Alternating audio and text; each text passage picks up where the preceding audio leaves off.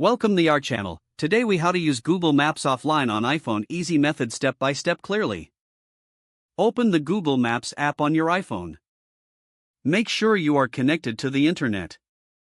Search for the location you want to save for offline use. Once the location appears on the map, tap on the name or address at the bottom of the screen. Look for the option that says download. Tap on download. Adjust the area by zooming in or out to include all the regions you want to access offline. Once satisfied with the selected area, tap download again. The app will start downloading the map for offline use. Wait for the download to complete.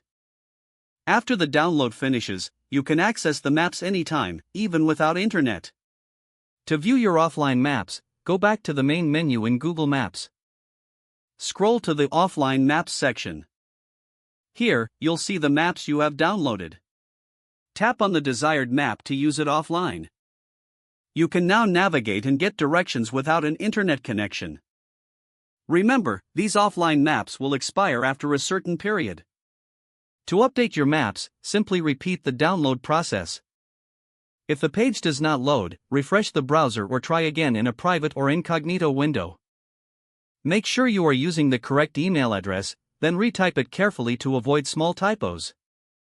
If your password is not accepted, use the reset option and create a new strong password you can remember. Check your spam folder for verification or security emails, then complete any requested confirmation steps. Enable two-factor authentication if available to improve account security and reduce unauthorized access risk. After signing in, review your profile details so your contact information and settings are accurate and current. If you see an error message, note it down and try again after restarting your device and internet connection. Log out when you finish, especially on shared devices, to keep your account and payment information secure. If the page does not load, refresh the browser or try again in a private or incognito window. Make sure you are using the correct email address, then retype it carefully to avoid small typos.